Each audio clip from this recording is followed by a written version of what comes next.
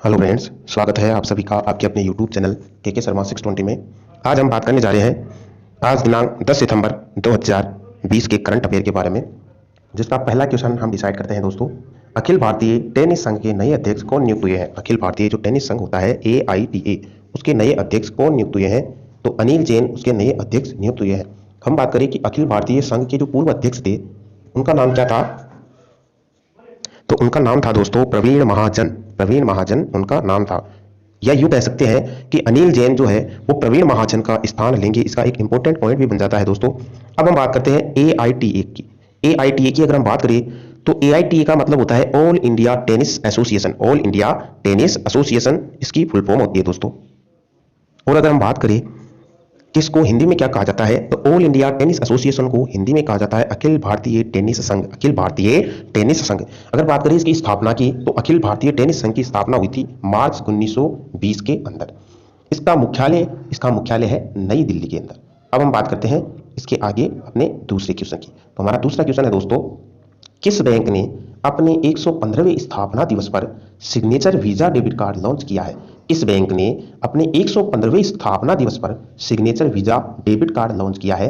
तो उस बैंक का नाम है दोस्तों बैंक ऑफ इंडिया। उस बैंक का नाम है बैंक ऑफ इंडिया। अब हम बात करते हैं, बैंक ऑफ इंडिया ने ज्यादा आय वाले व्यक्तियों के लिए एक अंतर्राष्ट्रीय संपर्क रहित डेबिट कार्ड लॉन्च किया है। बैंक ऑफ इंडिया ने ज्यादा आय वाले व्यक्तियों के लिए एक अंतर्राष्ट्रीय संपर्क रहित डेबिट कार्ड लॉन्च किया है। अगर बात की जाए बैंक ऑफ इंडिया की, तो बैंक ऑफ इंडिया की स्थापना हुई थी 7 सितंबर 1906 को। बैंक ऑफ इंडिया की स्थापना की गई थी 7 सितंबर 1906 को। अगर बात की जाए इसके मुख्यालय की, तो बैंक ऑफ इंडिया का मुख्यालय है दोस्तों मुंबई, महाराष्ट्र के अंदर।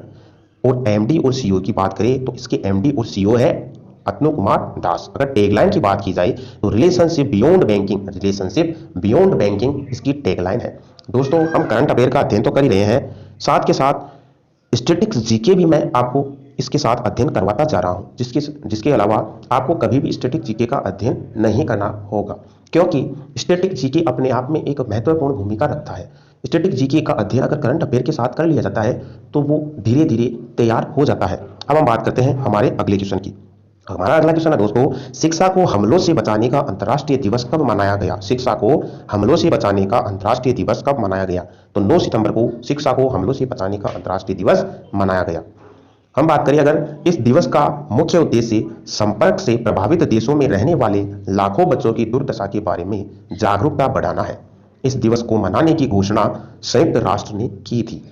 अब हम बात करते हैं सितंबर महीने के कुछ महत्वपूर्ण दिवसों की। अगर सितंबर महीने के कुछ महत्वपूर्ण दिवसों की बात की जाए तो वो महत्वपूर्ण दिवस कुछ इस तरह से है। राष्ट्रीय पोषण सप्ताह है। अगर राष्ट्रीय पोषण सप्ताह की बात की जाए तो 1 सितंबर से 7 सितंबर के बीच जो सप्ताह होता है उसको हम राष्ट्रीय पोषण सप्ताह के नाम से जानते हैं दोस्तों। अब हम बात करते हैं 2 सितंबर की। 2 सितंबर जापान पर विजय दिवस के रूप में मनाया जाता है। इसके अलावा 2 सितंबर विश्व नारियल दिवस के रूप में भी मनाया जाता है। अगर हम बात करें 3 सितंबर की, तो 3 सितंबर को गगनचुंबी दिवस के रूप में मनाया जाता है। 3 सितंबर गगनचुंबी दिवस के रूप में मनाया जाता है। अब हम बात करते हैं 5 सितंबर की। 5 सितंबर चैरिटी का अंतर्राष्ट्रीय दिवस के रूप में मनाया जाता है। हम बात करें 5 सितंबर की, इसके अलावा शिक्षक दिवस के रूप में मनाया जाता है, जो भारत में शिक्षक दिवस के रूप में मनाया जाता है, जो अभी हाल ही में 5 सितंबर को मनाया गया था टीचर्स डे के रूप में। अब हम बात करें 7 सितंबर की, तो 7 सितंबर को ब्राजील का स्वतंत्रता दिवस के रूप में मनाया जाता है। ब्राजील का स्वतंत्रता दिवस के रूप में मनाया जाता है। अब हम बात करते हैं 8 सितंबर की।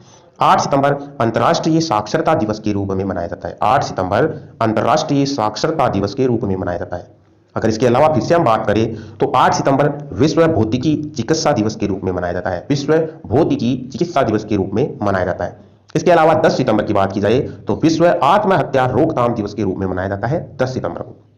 इसके अलावा हम बात करें 14 सितंबर की, तो 14 सितंबर को विश्व प्राथमिक दिवस या विश्व प्राथमिक चिकित्सा दिवस के रूप में मनाया जाता है, या 14 सितंबर को हिंदी दिवस के रूप में भी मनाया जाता है। इसके अलावा अगर हम बात करें तो 15 सितंबर को अभियंता दिवस मनाया जाता है, जो भारत में मनाया जाता है अभियंता दिवस। इसके अलावा अंतर्राष्ट्रीय लोकतंत्र दिवस भी मनाया जाता है। अब हम बात करते हैं 16 सितंबर की, तो 16 सितंबर को मलेशिया दिवस के रूप में मनाया जाता है 16 सितंबर को। इसके अलावा विश्व ओजोन दिवस के रूप में भी मनाया जाता है। अब हम बात करते हैं 19 सितंबर की, तो international talk like a pirate day के रूप में भी मनाया जाता है 19 सितंबर को। International talk like a pirate day के रूप में। अब हम बात करते हैं 21 सितंबर को। तो 21 सितंबर का जो क्वेश्चन है वो हर एग्जाम में बनता है दोस्तों, हर एग्जाम में बनता है 21 सितंबर का दिवस। क्या कि 21 सितंबर को अंतर्राष्ट्रीय शांति दिवस के रूप में मनाया जाता है। 21 सितंबर को अंतर्राष्ट्रीय शांति दिवस के रूप में मनाया जाता है। इसके अलावा विश्व अल्जाइमर दिवस के रूप में भी मनाया जाता है। अब हम बात करते हैं 22 सितंबर की। तो 22 सितंबर रोज डे के नाम से भी जाना जाता है। हम बात करें 26 सितंबर की, तो 26 सितंबर को यूरोपीय भाषा दिवस के रूप में मनाया जाता है। 26 सितंबर इसके अलावा विश्व गर्भ निरोधक दिवस के रूप में भी मनाया जाता है और 26 सितंबर विश्व समुद्री दिवस के रूप में भी मनाया जाता है। 27 सितंबर की अगर बात की जाए तो विश्व पर्यटन दिवस के रूप में भी मनाया जाता है। 28 सितंबर की अगर बात की जाए तो विश्व रेबीज दिवस के रूप में भी मनाया जाता है। 29 सितंबर की अगर बात की जाए तो विश्व हृदय दिवस के रूप में भी मनाया जाता है और 30 सितंबर की बात की जाए तो अंतर्राष्ट्रीय अनुवाद दिवस के रूप में मनाया जाता है 30 सितंबर को। दोस्तों आपको ये माह के जो दिनों के उत्सव है ये याद करने की जरूरत नहीं है, क्योंकि मैं अपने हर एक करंट अफेयर के टॉपिक में ये सारे दिवस आपको बताता चला जाऊंगा, जिससे आपको अपने आप ही याद होते चले जाएंगे। अब हम बात करते हैं हमारे अगले क्वेश्चन। हमारा अगला क्वेश्चन है जम्मू कश्मीर के उपराज्यपाल के प्रधान सचिव कौन नियुक्त हुए हैं। जम्मू कश्मीर के उपराज्यपाल के प्रधान सचिव कौन नियुक्त हुए हैं। तो नीतीश्वर कुमार जम्मू कश्मीर के उपराज्यपाल के प्रधान सचिव नियुक्त हुए हैं। अब नीतीश्वर कुमार जो है वो 1996 बैच के IAS अधिकारी है। नीतीश्वर कुमार 1996 बैच के IAS अधिकारी है। अब हम बात करते हैं जम्मू कश्मीर की। तो जम्मू कश्मीर एक केंद्र शासित प्रदेश है। इसके अलावा जम्मू कश्मीर पहला राज्य था, जम्मू कश्मीर पहले राज्य था, लेकिन अनुच्छेद 370 खत्म होने के बाद अब केंद्र शासित प्रदेश बन गया है। जम्मू कश्मीर की अगर बात की जाए तो जम्मू कश्मीर पहले राज्य की गिनती में आता था दोस्तों, लेकिन अनुच्छेद 370 खत्म होने के बाद अब इसे केंद्र शासित प्रदेश घोषित कर दिया गया है। जम्मू कश्मीर के उपराज्यपाल की अगर बात की जाए तो मनोज सिन्हा जम्मू कश्मीर के उपराज्यपाल है। अगर जम्मू कश्मीर केंद्र शासित प्रदेश में स्थित भारत की सबसे लंबी सुरंग श्यामा प्रसाद मुखर्जी टनल, जिसकी लंबाई 9.2 किलोमीटर की है। इसके अलावा मैंने आपको एक खास चीज बताई थी दोस्तों कि जब भी हम करंट अफेयर का अध्ययन करते चले जाएंगे तो इसके साथ साथ हम स्टैटिक जीके का भी अध्ययन करेंगे। फॉर एग्जांपल जो मैं आपको बताने जा रहा हूं कि भारत की सबसे ऊंची चोटी K2 जिसको गोल्डविन ऑस्टेन कहा जाता है, जिसकी ऊंचाई 8611 मीटर की है, यह भी जम्मू कश्मीर में ही स्थित है। दोस्तों ये है अपना स्टैटिक जीके का क्वेश्चन। स्टैटिक जीके के क्वेश्चन इसी तरह से बनते हैं। फॉर एग्जाम्पल इसके अलावा स्टैटिक जीके की अगर बात की जाती है तो वुलर झील भारत की ताजे पानी की सबसे बड़ी झील है और डल झील के किनारे श्रीनगर स्थित है। वुलर झील भारत की ताजे पानी की सबसे बड़ी झील है जो डल झील के किनारे श्रीनगर में स्थित है।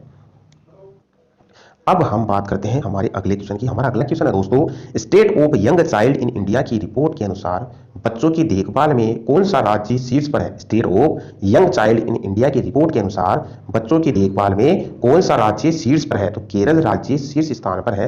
अब हम बात करते हैं यहाँ के कुछ इंपोर्टेंट पॉइंट्स की। तो उपराष्ट्रपति वेंकैया नायडू ने इस रिपोर्ट को जारी किया है।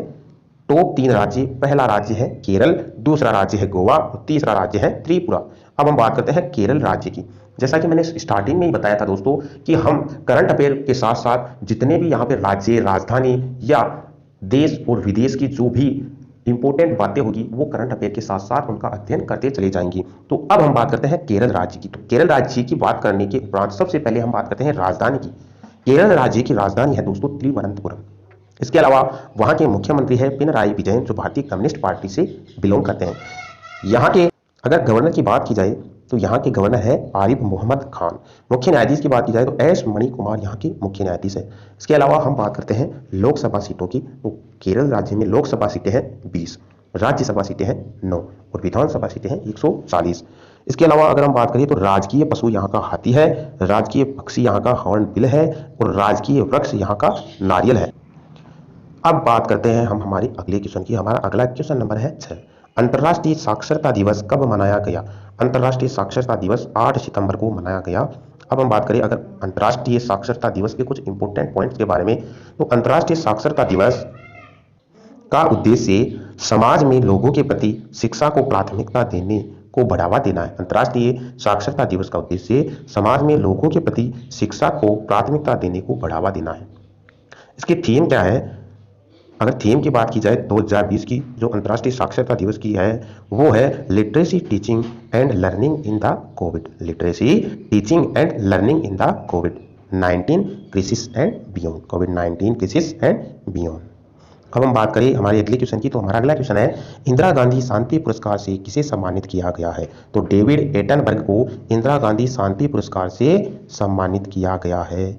डेविड एटनबर्ग को इंदिरा गांधी शांति पुरस्कार से सम्मानित किया गया है। अब हम बात करें, डेविड एटनबर्ग ब्रिटेन देश में रहने वाले हैं। इंदिरा गांधी शांति पुरस्कार पूर्व प्रधानमंत्री इंदिरा गांधी की स्मृति में शांति, समाज सेवा और विदेश में क्षेत्र में काम करने के लिए दिया जाता है। अब हम बात करते हैं हमारे अगले क्वेश्चन की, जमैका में भारत का नया उच्चायुक्त किसे नियुक्त किया गया है। तो आर मसाई कुई को